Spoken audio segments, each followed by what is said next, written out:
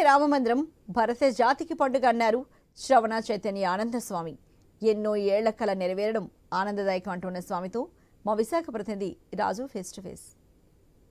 భారత జాతి ఎప్పుడెప్పుడు అని ఎదురు చూస్తున్నటువంటి అయోధ్య రామాలయం నిర్మాణం విగ్రహ ప్రతిష్ట మరికొద్ది గంటల్లో ప్రారంభం కాబోతుంది. గత కొన్ని సంవత్సరాలుగా ఎదురు చూస్తున్నటువంటి వాంఛ ఇప్పుడైతే తీరబోతున్న నేపథ్యంలో దేశవ్యాప్తంగా కూడా సంబరాలు జరుపుకుంటున్న పరిస్థితి కనిపిస్తుంది. మనతో పాటు ఉత్తరాంధ్ర స్వాతి పరిషత్ చైర్మన్ శ్రవణ చైతన్యానంద చిన్నస్వామి ఉన్నారు. అదేవిధంగా దుర్గా మహాపీఠాన్ని కూడా ఆయన పీఠాధిపతి. మరి ఆయన అభిప్రాయం ఏంటి తీసుకునే ప్రయత్నం చేద్దాం. స్వామి నమస్కారం. మనకి మరికొద్ది గంటల్లో అయోధ్యలో రామాలయ విగ్రహ ప్రతిష్ట అయితే జరగబోతుంది. ఎలా అనిపిస్తుంది? మరి ఈరోజు ఇది దేశవ్యాప్తం కాదు, ఇది ప్రపంచవ్యాప్తంగా మనిషిగా పుట్టిన ప్రతి ఒక్కరూ కూడా గర్వించదగ్గ గొప్ప చారిత్రాత్మక అంశంగా దీన్ని పరిగణలో తీసుకోవాలి. అయితే ఈరోజు రామో విగ్రహవాన్ ధర్మ సత్యధర్మ పరాక్రమ అని చెప్పి రామాయణంలో మనకు ఒక వాక్యం. అంటే రాముడంటే ధర్మస్వరూపుడు, సత్యానికి నిలువెత్తు నిదర్శనం అని చెప్పి ఆఖరికి తన శత్రువు అయినటువంటి మారీచుడే చెప్పినటువంటి ఆ యొక్క ప్రమాణాన్ని మనం చూస్తాం.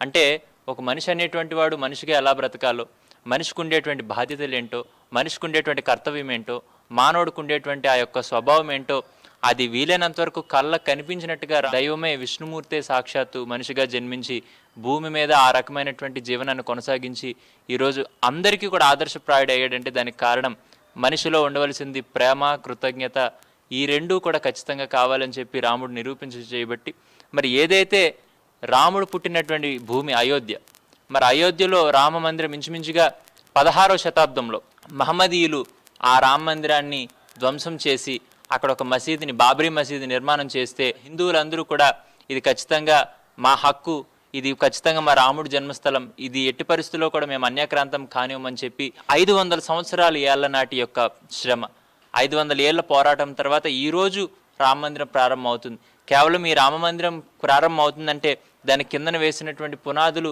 కేవలం రాళ్లతోనో ఇంకొకటితో కాదు. కొన్ని లక్షలాది మంది హిందువుల యొక్క రక్తంతో తడిచిన నేలతో, కొన్ని లక్షలాది మంది హిందువుల యొక్క ప్రాణత్యాగంతో ఆ పునాది బలపడింది.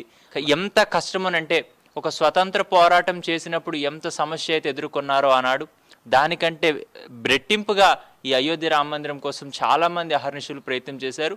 మరి అటువంటి ప్రయత్నం అనేటువంటిది ఈరోజు సఫలీకృతమై ఫలించి ఆ రాముడు అందరిపైన ప్రేమ కురిపించి మరి ఈరోజు అయోధ్యలో మరి ప్రతిష్ఠ కాబోతున్నాడు అంటే ఇది ఖచ్చితంగా చాలా ఆనందించవలసినటువంటి విషయం. ఈ రామాలయం ప్రతిష్ట సందర్భంగా అంటే మన ప్రాంతంలో పీఠ ఆధ్వర్యంలో కావచ్చు, మీ సాధు పరిషత్ ఆధ్వర్యంలో ఎలాంటి కార్యక్రమాలు నిర్వహిస్తున్నారు? మరి అయోధ్య రామ మందిరం ప్రతిష్ఠ ఏదైతే ఉందో, ప్రారంభోత్సవానికి ఏదైతుందో దీనిలో రాష్ట్ర వ్యాప్తంగా ప్రముఖమైన పీఠాధిపతులకి ఆహ్వానం అక్కడ ప్రభుత్వం వారు అందజేశారు. అందులో దుర్గాపీఠంలో చిన్నస్వామి కూడా ఉండడం అది ఎంతో ఆనందదాయకం. అయితే మనమేం ఆలోచించామనంటే ఇంచుమించుగా దేశవ్యాప్తంగా 8,000 మంది ప్రముఖ పీఠాధిపతులకు ఆహ్వానం అని చెప్పి ట్రస్ట్ చెప్పారు. అయితే మొత్తం స్వామీజీలు అందరూ అక్కడే ఉండే పరిస్థితి కాబట్టి ఇప్పుడు ఇది ఎంతో ఆనందోత్సాహాల మధ్య జరిగేటువంటి కార్యక్రమం. మన ఆనందాన్ని అందరి ఆనందంగా మనం చూడాలి, అందరి కళ్ళల్లో ఆనందాన్ని మనం చూపించాలి, రామ వైభవాన్ని మన ప్రాంతానికి తెలియజెప్పాలని చెప్పి మనం అయోధ్యకు వెళ్లకుండా మొట్టమొదటిగా మరి ఉత్తరాంధ్రలో రాముడికి ప్రామాణికంగా రాముడే చరించినటువంటి ప్రమాణాలు ఉన్నటువంటి రామతీర్థం ఏదైతే ఉందో, రామతీర్థం జంక్షన్ నుంచి కూడా రామతీర్థాల వరకు కూడా భక్తులందరితో కూడా భారీగా శోభాయాత్ర నిర్వహించి దాని తర్వాత మరి మనకున్న షెడ్యూల్ ప్రకారంగా శ్రీకాకుళం ప్రాంతంలో అధికంగా కార్యక్రమాలు, అలాగే విజయనగరంలో కూడా హిందువులందరూ కూడా లైవ్ స్క్రీనింగ్తో కార్యక్రమాలు ఏర్పాటు చేస్తూ, అలాగే మధ్యాహ్నం కూడా బైక్ రైడ్, ఇలాగ అన్ని ప్రాంతాల్లో కూడా కార్యక్రమాలు జరుగుతున్నాయి. అయితే ఇది ఈ ప్రాంతాలకే కాదు, ఖచ్చితంగా క్రిస్మస్ గమనిస్తే ఏ క్రైస్తవుడు కూడా సంక్రాంతి రోజు కానీ, ఉగాది రోజు కానీ, రామనవమికి కానీ, గణపతి ఉత్సవాలకు కానీ, నవరాత్రులు కానీ కనీసం విష్ చేయరు, వాట్సాప్ స్టేటస్ పెట్టరు, మనం పిలిస్తే కూడా రారు, మనం ఇచ్చి ప్రసాదం ఏమి తీసుకోరు.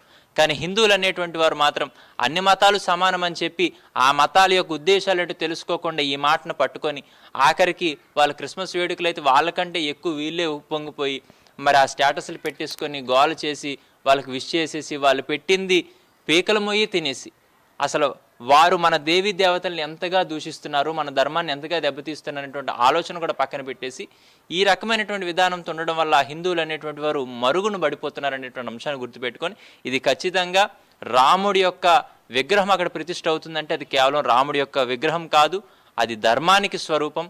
ఈరోజు హిందూ అనబడేటువంటి ప్రతి ఒక్కడు కూడా ఆఖరికి భారతదేశంలో పుట్టిన ప్రతి పౌరుడు కూడా ఇది చాలా గొప్పగా గర్వించదగినటువంటి రోజు. ఈ రోజును ఖచ్చితంగా మన సంక్రాంతి జరిగేటప్పుడు ఎంత గొప్పగా అయితే పండగను నిర్వహించుకున్నారు, ఎంత ఆనందంతో జరుపుకున్నారు, ఖచ్చితంగా ఈ యొక్క అయోధ్య రామ జన్మభూమి యొక్క ప్రారంభోత్సవాన్ని కూడా అంతే గొప్పగా చేసుకున్నప్పుడే జన్మకు సార్థకత అని మరొకసారి తెలియజేస్తుంది. ఇది మొత్తంగా చూసుకుంటే ఏదైతే అయోధ్యలో రామ మందిర నిర్మాణం పూర్తయింది, అదేవిధంగా ఆ విగ్రహ ప్రతిష్ఠ కూడా జరగబోతున్న నేపథ్యంలో దేశవ్యాప్తంగా కూడా సంబరాలు జరుగుతున్న నేపథ్యంలో ఇక్కడ కూడా రాముడికి సంబంధించినటువంటి సంబరాలు చేసుకోవడం చాలా ఆనందకరంగా ఉంది. అదేవిధంగా పీఠాధిపతులు అందరూ కూడా ఒక ఏకతాటిపైకి వచ్చి హిందూ ధర్మాన్ని పరిరక్షించడం కోసం ముందుకు వెళ్తున్న నేపథ్యంలో రామ జన్మభూమి నిర్మాణం అనేది కూడా ఒక అంకురార్పణగా కూడా చెప్పుకోవచ్చు. రాబోయే రోజుల్లో హిందుత్వం కూడా మరింత పెరిగి హిందూ ధర్మం మరింత ముందుకు వెళ్ళే అవకాశాలు కూడా ఉన్నాయని చెప్పి శ్రవణ చైతన్యానంద తెలియజేస్తున్న పరిస్థితి. వీడియో జర్నలిస్ట్ స్వామితో రాజు, ఐ న్యూస్, విశాఖపట్నం.